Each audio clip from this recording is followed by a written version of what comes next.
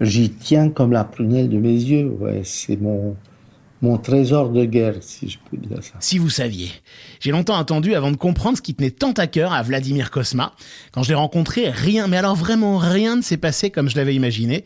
Mais vous allez voir que c'est encore mieux que ce que j'avais imaginé. En tout cas, ça lui ressemble vraiment. Bienvenue dans One. Vous commencez à connaître le principe de ce nouveau podcast. Quand vous étiez tout petit, vous aviez sans doute un doudou. Avec lui, vous étiez invincible, vous n'aviez peur de rien, ni de personne, mais sans lui, plus rien n'allait. Alors pour les créateurs, pour les musiciens, c'est à peu près la même chose. Ils ont presque tous un doudou, mais comme ils ont grandi, ils appellent maintenant ça un instrument fétiche. Un instrument unique qui les aide à créer, à composer, à écrire. Un instrument tellement unique que j'ai appelé ce podcast One. Et dans One, j'enquête, je pars en reportage sur cette relation entre un artiste et son instrument fétiche, et ça commence maintenant. One. Mon bon ami, sachez que c'est un fait de la nature. One. L'oreille humaine n'enregistre qu'une certaine quantité de notes en une seule soirée. Le podcast. Je suis pas là pour faire un disque. On m'enregistre pour une émission de radio. One. Un artiste. Un instrument. One, un artiste, un instrument, saison 1, épisode 3. Vladimir Cosma est, vous verrez bien, enregistré à Paris, dans le 16e arrondissement et le 17e arrondissement, ainsi qu'au Grand Rex sur les grands boulevards, au printemps 2024. Faut-il vous présenter Vladimir Cosma ? Pas sûr. En tout cas, quand on cite son nom, tous les témoins que nous avons rencontrés ont la même réaction. Ils fredonnent sans même s'en rendre compte.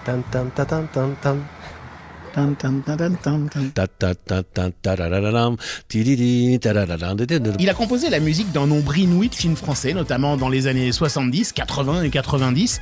Vous les connaissez tous, ce sont rien que des classiques. Le Grand Blond avec une chaussure noire, par exemple.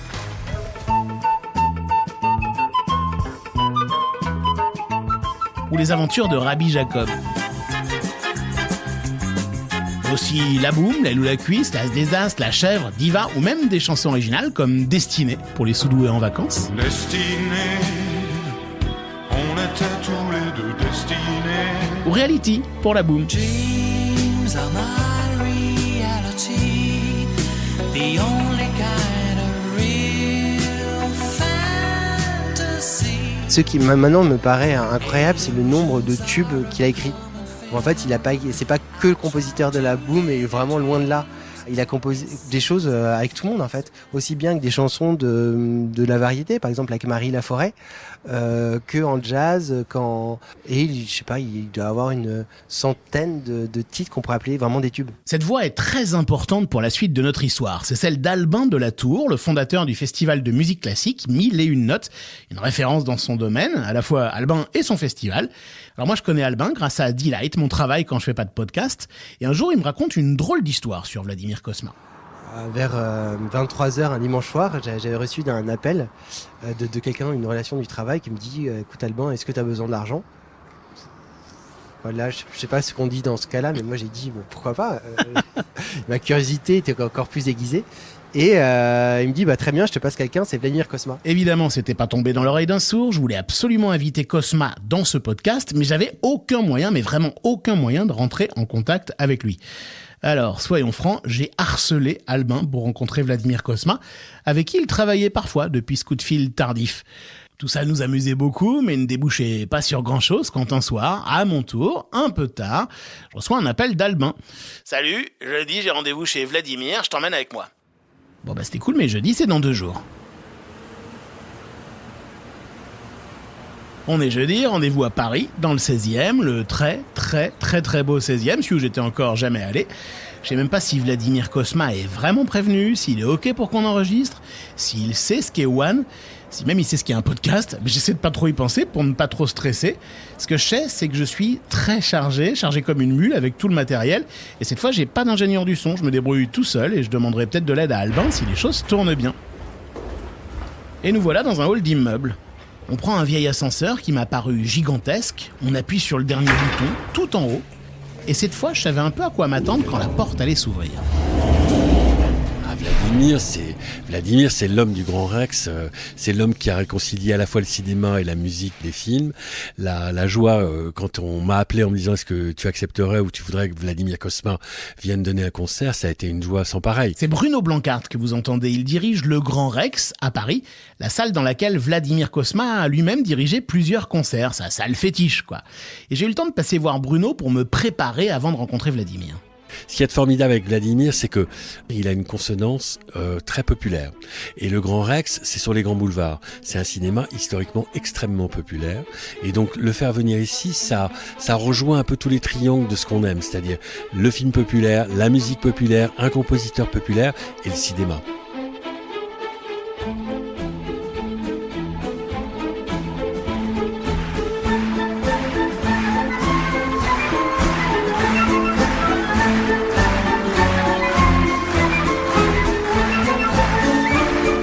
J'ai eu la chance d'être invité par lui chez lui. Et je lui dis, est-ce que vous pourriez me montrer dans votre appartement l'endroit où éventuellement vous composez, etc. Il me dit, c'est pas du tout ici que je compose, mais j'ai les partitions si vous voulez les voir. Et je lui dis, d'accord. Donc on a traversé tout son appartement, qui fait 400 mètres carrés. Hein. On est arrivé au bout, et là je suis arrivé dans une espèce de pièce qui est un bureau dans lequel l'ensemble des partitions était là. Donc je lui ai dit, écoutez Vladimir, c'est un vrai bonheur, est-ce que vous pouvez me montrer la partition de la Boum? Et il m'a sorti la partition de la Boum parce que, encore une fois, quand Vladimir vit en Grand Rex, la Boum, c'est une séquence très importante, hein. Je veux dire qu'il fait interpréter par l'orchestre. J'ai pris la partition de la Boum, je l'ai ouverte et effectivement c'était la partition originale. J'étais comme un fou et je vais vous dire, je lui ai fait la blague, moi qui était juste pour me marrer. Il a tourné la tête, j'ai piqué la partition et je l'ai mise dans ma veste. Et puis au moment de le quitter, je lui ai dit, Vlad, je vous ai fait une petite blague et j'ai sorti la partition. Et il m'a regardé, il m'a dit, mais monsieur Blancart, vous êtes complètement fou, c'était quelque chose d'essentiel dans ma vie, vous me l'avez volé. J'ai dit, non, pas du tout, Vladimir, je vous la restitue, mais franchement, j'aurais bien aimé la voler, pas pour moi, mais pour le Rex et de la mettre dans le parcours des histoires du Rex. I met you by surprise. I didn't realize that my life changed forever. Retour devant la porte du maestro, pas question de voler quoi que ce soit, à part peut-être une interview. On sonne, la femme de Vladimir nous ouvre immédiatement, elle est absolument adorable. On arrive dans une grande entrée, il y a une bougie qui brûle qui sent vraiment super bon. Et à notre gauche, on est déjà dans l'ambiance, mais carrément dans l'ambiance. Il y a une table avec plein de Césars dessus, un disque d'or de la Boum, des instruments de musique et 2 grands canapés très grands, très blancs, immaculés. C'est là qu'on attend sagement le grand homme qui ne tarde pas à nous rejoindre. Alors là, on se débrouille, on l'équipe tant bien que mal, mais c'est un métier, ingénieur du son, et c'est clairement pas le nôtre, mais bon, on s'en sort à peu près, et c'est parti. Alors, bonjour Marc. Bonjour Vladimir, comment allez-vous ? Ça pourrait aller pire. Donc pourrait aller c'est pire. pas si mal que ça, mais enfin, voilà. Vous nous recevez où aujourd'hui ? On est où là ? On se trouve où ? Vous trouvez chez moi, je vous donnerai pas l'adresse parce que je veux pas aller trop loin dans les confidences, mais on est assez central dans Paris. Il y a un champ de course devant, ça vous donne déjà une petite indication. Alors, je crois savoir que son instrument fétiche est ce petit orgue électrique que j'ai aperçu juste à l'entrée du salon, un Wurlitzer. Je crois qu'il a composé la musique de la Boum dessus et que ça lui a porté chance et que depuis, il joue tout le temps là-dessus. Mais j'en suis pas vraiment certain, alors je lui demande quels instruments ont compté dans sa vie. Je suis né pendant la guerre, la Seconde Guerre mondiale, en Roumanie, et mes parents habitaient un tout petit appartement, puisque le grand appartement avait été occupé par les Allemands et tout ça, et donc on était réfugiés dans un tout petit appartement, et il n'y avait pas la place d'un grand piano à queue. Or, vous savez que pour quelqu'un qui aime la musique et qui veut devenir compositeur, un piano est quand même plus riche en possibilités qu'un violon. On peut faire des accords, on peut faire des harmonies, des arrangements, toutes sortes de choses que, avec le violon tout seul, ce n'est pas possible. Donc, vers l'âge de 3 ans, mon père est venu avec un petit violon qu'il m'a offert en attendant d'avoir un appartement pour pouvoir mettre un piano. Et le piano, l'appartement en question, n'est arrivé que quand j'avais 14 ans. Donc, jusqu'à 14 ans, mon instrument était le violon. Je suis devenu violoniste. Et ça a changé beaucoup ma vie parce que c'est un instrument mélodique. Et ça vous insuffle le don de la mélodie, ce que le piano ne le fait pas souvent. Et c'est peut-être à cause de ça que j'ai eu un talent particulier pour la mélodie et que j'ai composé beaucoup de choses où la mélodie a un rôle important. Parce que pour moi, la mélodie est un peu comme le sujet d'un roman. Si vous n'avez pas de sujet, vous n'avez pas de roman, vous n'avez pas d'histoire. Et là, avec la subtilité d'un éléphant dans un magasin de porcelaine, j'essaie d'amener Vladimir à parler de ce violon, si spécial pour lui. Et ce n'est pas une totale réussite. Vous définiriez comment ce violon il sonne comment? C'est quoi sa voix? Comment il parle? Mais il parle comme moi. C'est moi qui parle, c'est pas lui. Lui, c'est un objet de bois. Bon c'est pas gagné, je me demande si je suis pas en train de faire fausse route et de faire perdre son temps à Vladimir. Alors, tant qu'à faire, c'est le moment où je me dis que je suis à côté d'une légende, qu'il a un regard mutin et que ça l'amuse finalement tout ça. Il me regarde avec ses petits yeux rieurs, l'air très calme et parfois même un peu distant, mais toujours avec un petit sourire. Ce sourire, je le vois aussi sur le visage d'Albin, qui s'est fait pirater son rendez-vous et qui tient un de mes micros. Tout le monde s'amuse sauf moi, alors je me décide enfin à me détendre un peu et à profiter de ce moment. One. Un artiste, un instrument. Et pour profiter, quoi de mieux qu'un peu de musique? Alors ce petit instrument aperçu en rentrant, près du disque d'or de la Boom, c'est peut-être pas l'instrument de sa vie, mais c'est au moins un outil de travail pour Vladimir Cosma. Et j'ose lui demander si on peut s'en rapprocher un peu. On a le droit d'aller l'écouter, cet outil de travail, ou pas? Vous pourriez me faire la Boom sur cet outil de travail? Je peux essayer. On se lève, on fait quelques mètres et direction le petit piano électrique, le Wurlitzer, dont je vous parlais tout à l'heure.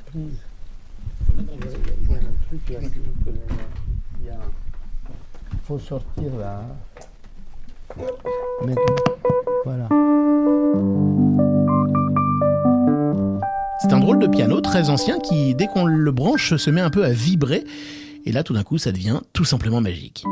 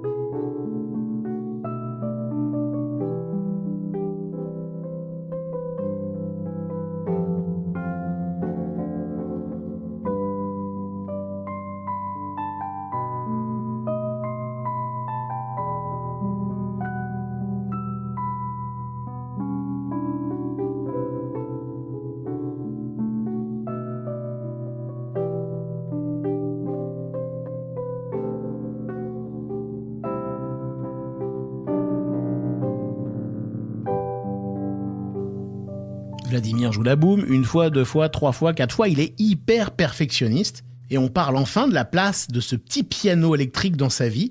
Je vais être fixé, je vais pas être déçu.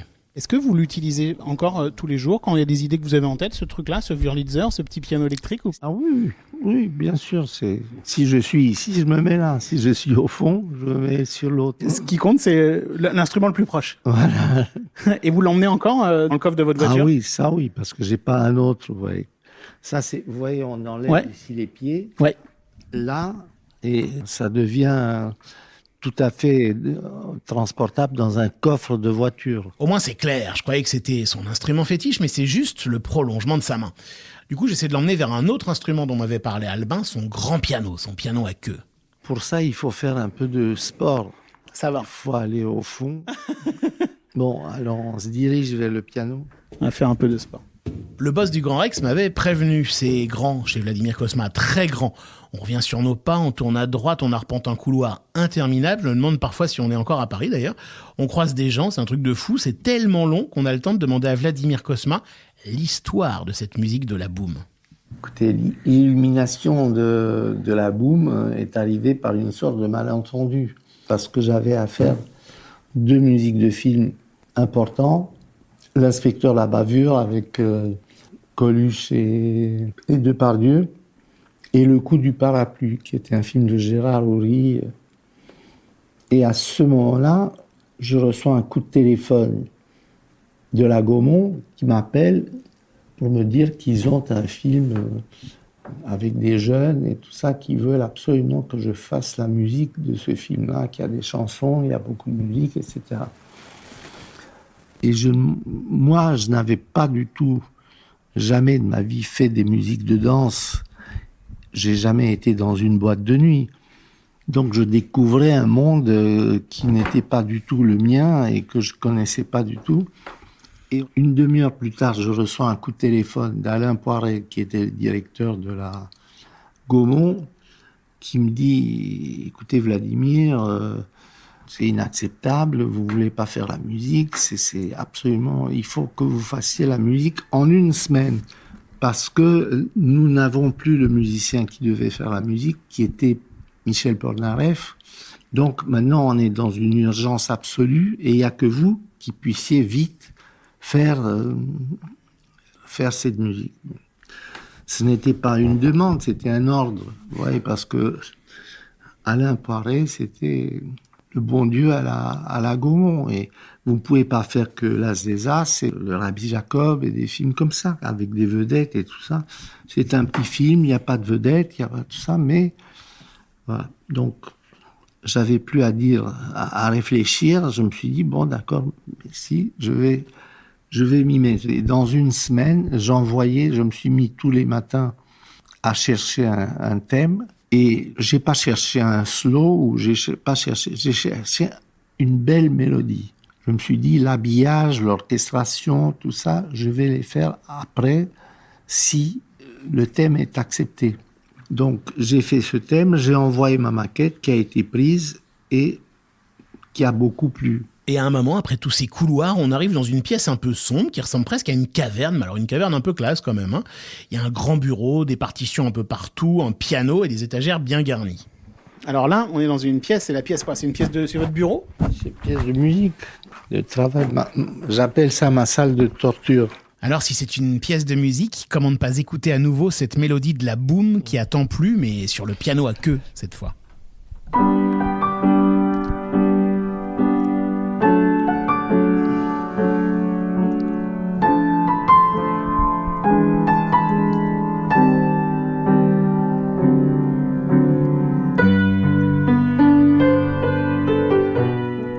Alors si je résume, le piano, pas d'importance. Le violon, ça fait pas le violoniste. Le Wurlitzer, il accompagne juste les voyages, c'est un simple outil de travail, quoi. Et si je repartais bredouille, mais ma chance allait tourner et tout allait s'aligner. Cette fois, je ne demande rien, et c'est Vladimir Cosma lui-même qui a les yeux qui pétillent. One, le podcast. Un artiste, un instrument. Encore assis au piano, Vladimir Cosma, enfin en confiance, nous raconte un de ses secrets les plus précieux. Écoutez, quand j'étais petit, j'ai eu un professeur de musique qui m'a donné un des conseils les plus importants de ma vie, parce que quand j'avais une idée musicale ou quelque chose, je la marquais sur des feuilles de musique pour me rappeler, etc. Il m'a dit, je te donne un avis très important. Fabrique-toi des cahiers, des gros cahiers reliés, et chaque fois que tu as une idée musicale ou quelque chose, marque-le dans ces cahiers-là, parce que comme ça, tu vas construire un patrimoine musical, tu vas avoir ces musiques que tu ne vas jamais les perdre, ne vont pas être sur des feuilles qui restent à droite, à gauche. Et ce que j'ai fait d'abord un cahier, que j'ai rempli, et puis un deuxième cahier. Et en fait, quand je suis parti de Roumanie vers la France, je suis parti avec deux choses. Un, mon violon, et deux, mon cahier de musique. Parce que le deuxième cahier de musique, le premier cahier de musique, il a 1000 pages, c'est très très grand, je pourrais vous le montrer. Mais il était vite fini et j'ai besoin, en venant en France, d'avoir un deuxième cahier que je me suis fabriqué. Donc actuellement, j'ai deux cahiers. Le deuxième n'est pas complètement terminé. Vous, en fait, toute votre vie, vous n'avez eu que 2 gros cahiers de musique. Voilà, exactement. Exactement, et j'y tiens comme la prunelle de mes yeux. Ouais, c'est mon trésor de guerre, si je peux dire ça. Voilà, c'est donc ça, pas d'instrument fétiche qui joue de la musique, mais un objet fétiche qui rassemble toutes les mélodies sorties de la tête de Vladimir Cosma depuis qu'il compose de la musique. Pas des partitions, attention, hein, ça il y en a partout dans l'appartement, des partitions, mais bien des cahiers, 2 cahiers reliés aux pages jaunies par le temps où toutes les phrases musicales, parfois très courtes, inventées par le maestro, sont consignées. Comme des cahiers de notes ou des carnets de notes où seules les idées fortes, les idées essentielles, marquantes, seraient inscrites. J'ai réussi à les prendre en photo pour vous et tout ça vous attend sur notre site onelepodcast.fr. Vous verrez, ils sont dingues ces cahiers de musique, j'avais jamais rien vu de tel.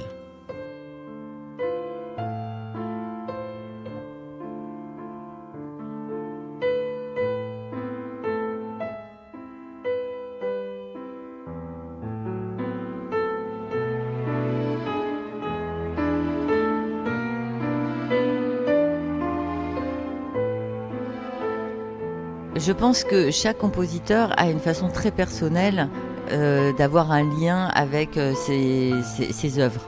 Et je ne connais pas de compositeurs ou de musiciens qui ont gardé leur cahier toute leur vie. Vous venez d'entendre Muriel Hurel-Mesgrani. Elle dirige l'école normale de musique à Paris, pas très loin de chez Vladimir Cosma, juste l'arrondissement d'à côté. Elle dirige aussi la salle Cortot, une superbe salle de musique classique. On l'avait déjà entendu dans notre premier podcast, vous vous souvenez, avec Gaëtan Roussel. Muriel connaît très bien le maestro, il est venu récemment donner une masterclass à ses étudiants, les meilleurs du monde. Et ses cahiers, c'est donc ça le cœur de tout, c'est unique. Et ce souci de mémoire, il vient sans doute du plus profond de l'histoire de Cosma. On retrouve Bruno Blancart, le patron du Grand Rex. C'est quelqu'un qui a une histoire personnelle assez compliquée tout de même. Il s'est échappé de Roumanie, il est venu à Paris, il avait rien dans les poches et tout dans la tête. Il s'est installé, il a rencontré Michel Legrand qui a été formidable avec lui, qui en a fait son secrétaire et son adjoint. Mais c'est quelqu'un qui s'est fait et qui a été terriblement marqué sur sa partie d'enfance. Et je crois que cette inquiétude, c'est souvent, je pense à Kundera, l'insoutenable légèreté de l'être, je pense à des choses comme ça, c'est-à-dire des gens qui ont vécu des situations extrêmement graves, extrêmement fortes, comme probablement malheureusement des gens en Ukraine aujourd'hui. Ce sont des gens qui, lorsqu'ils arrivent et lorsqu'ils émigrent et lorsqu'ils s'installent dans une ville étrangère, on porte en eux une espèce de gravité, une espèce d'appréhension de la vie qui est un peu différente de la nôtre. Et Vladimir, on a ce sentiment de quelqu'un qui porte une histoire, qui porte un passé assez lourd et qui probablement, de ce fait, c'est là où il est intéressant également, exprime quelque chose d'assez profond par rapport à la vie, par rapport aux êtres avec qui il est. Enfin, à tout le moins, moi, c'est ce que j'ai ressenti à chaque fois. J'ai eu le bonheur et le plaisir de le rencontrer et de le voir au-delà des représentations au Rex, de le voir chez lui dans un contexte de détente. On sent effectivement quelqu'un qui porte une gravité. Vladimir Cosma nous confirme cette gravité. Moi, je suis extrêmement triste et mélancolique et je ne suis pas un bout en train. Je me suis trouvé sur le chemin de la comédie en faisant la première musique de film d'Yves Robert, Alexandre le Bienheureux, et après ça a été... on vous donne des étiquettes, on m'a étiqueté comme compositeur de comédie. Donc les premières années, je luttais avec cette étiquette qui m'a été collée et j'essayais de sortir de ça parce que d'abord, à mon sens, il n'y a pas de musique comique. Et la musique n'est pas faite pour rire. On n'écoute pas une musique et on est mort de rire. Ouais, ça n'existe pas. Il y a quelques compositeurs qui ont excellé un peu dans une musique un peu plus gaie, tout ça, comme Rossini. Mais d'une manière générale, la musique s'exprime mieux dans le drame, dans la musique sentimentale, que dans la musique comique. Vous ne pouvez pas citer des musiques drôles. Quand j'ai commencé à faire de la musique comique, un des premiers soucis que j'avais, c'est de ne pas faire de la musique comique, de faire de la vraie musique, tout court, et qui puisse accompagner des films qui, eux, sont drôles. Mais les gens peuvent être tristes ou gais, et la musique peut être complètement différemment. Elle crée une espèce d'atmosphère, c'est assez mystérieux. Et pour moi, les musiques qui décrivent, qui essayent de décrire l'action d'un film, elles sont sans intérêt.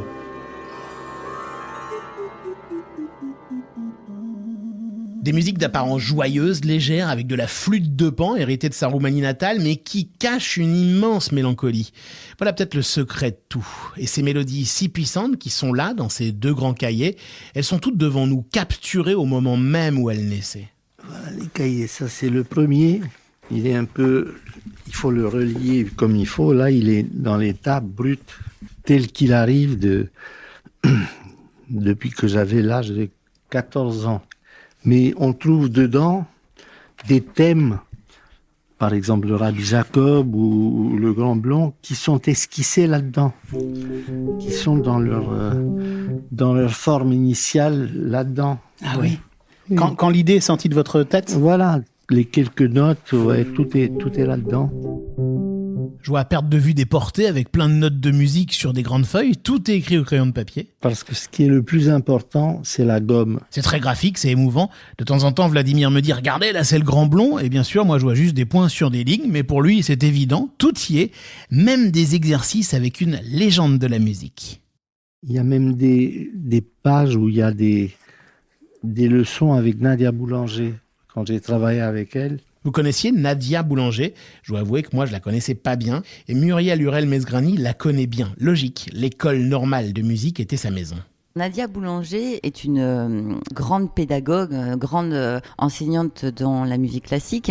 Elle a été aussi compositrice avec sa sœur Lily Boulanger et elle était pianiste. Elle a enseigné ici avec Alfred Cortot, donc au démarrage, mais ensuite a fait une carrière à l'international et notamment aux États-Unis. Et elle a eu plein de très très grands élèves. Elle a influencé toute la deuxième moitié du XXe siècle, en gros, que ce soit en Europe ou aux États-Unis. Donc c'était une immense pédagogue et qui n'avait pas de frontières justement de style, puisqu'elle a autant travaillé avec Quincy Jones que des grands compositeurs en France. Et Vladimir Cosma s'inscrit complètement dans cette tradition. Il a été l'élève de Nadia Boulanger, par exemple. Et Nadia Boulanger, dans son enseignement, poussait ses étudiants, ses élèves à créer la musique dont ils ont envie, la musique qui leur est propre et à développer leur propre personnalité. Et tout d'un coup, Vladimir retrouve dans ses cahiers les leçons avec Nadia. C'est génial. En une seconde, vous les retrouvez comme ça. C'est quoi le thème? Il n'y a pas de thème, c'est des devoirs de contrepoint. Et je travaillais ça avec Nadia Boulanger. Et vous voyez les notes qui sont à l'encre, c'est de sa propre main. Voilà, ça. Tout ça, c'est elle qui a fait les corrections des devoirs. Vous voyez ici, moi j'ai écrit ça et elle a fait des corrections. Et ici, c'est... Moi, j'allais en haut et elle a descendu en bas. En fait, depuis le début, j'aurais dû écouter Bruno Blancart. Au Grand Rex, il avait tout vu. C'est pas non plus un homme qui soit attaché aux objets. Hein. Je veux dire, il est assez indifférent. Y compris dans sa loge, t'as pas grand-chose. À la différence de plein d'artistes qui arrivent avec des photos, qui mettent toute l'historique de leur vie. Lui, pas du tout. Hein. C'est plutôt froid. Vladimir Cosma s'en fiche des objets. Il ressent, il compose, il transcrit, il se souvient aussi. Et ses souvenirs se transforment en fulgurance mélodique. Tout est dans ses cahiers de musique. Toute sa vie musicale.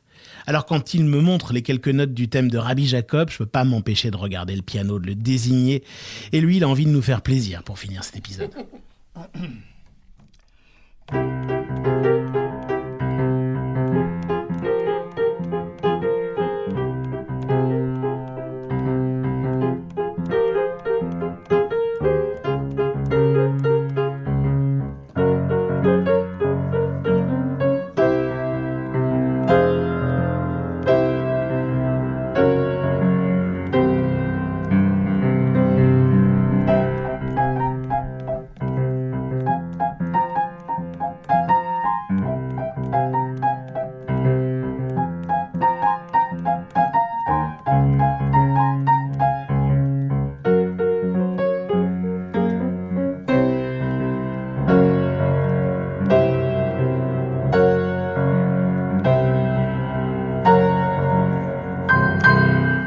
Alors voilà, c'est l'heure de ranger les micros, de laisser Vladimir Cosma et Albin échanger enfin dans cette pièce dédiée à la musique. Je repars de ce grand appartement, je vais essayer de pas me perdre, heureux d'avoir rencontré grâce à vous une légende. Ému aussi par cette musique live entendue dans le salon et dans la salle de torture du maestro. Soulagé aussi d'avoir réussi à percer ce secret, à dépasser l'indifférence de Vladimir Cosma pour ses outils de travail, les instruments de musique, et bouleversé, vraiment bouleversé de voir presque les larmes venir à ses yeux quand il nous montre ses cahiers de musique et qu'il ne les lâche plus. On a tous nos doudous, décidément.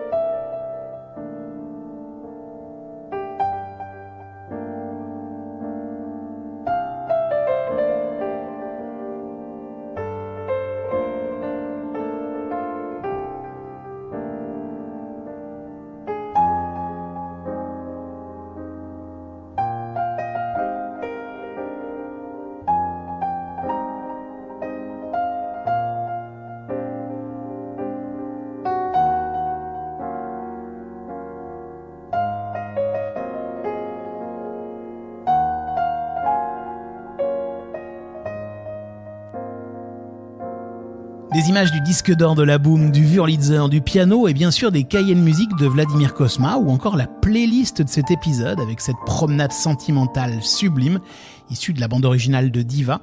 Tout ça vous attend sur nos réseaux sociaux et sur notre site onelepodcast.fr.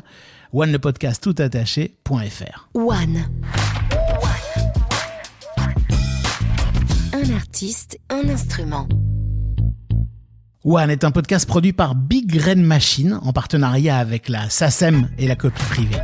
Et merci à mes complices, Albin Delatour, notre ingénieur du son du jour, sans qui cet épisode n'aurait jamais existé et vive son festival de musique classique, Mille et une notes. Merci aussi à Marc Ashlimi, notre producteur exécutif, à Xavier Joly, directeur artistique et réalisateur de ce podcast, et bien sûr à Émilie Bardalou pour la communication et l'image. On se retrouve très bientôt avec un prochain épisode de One. Je vous embrasse très fort. Ciao. Quand je suis parti de Roumanie vers la France, je suis parti avec deux choses. Un, mon violon, et deux, mon cahier de musique.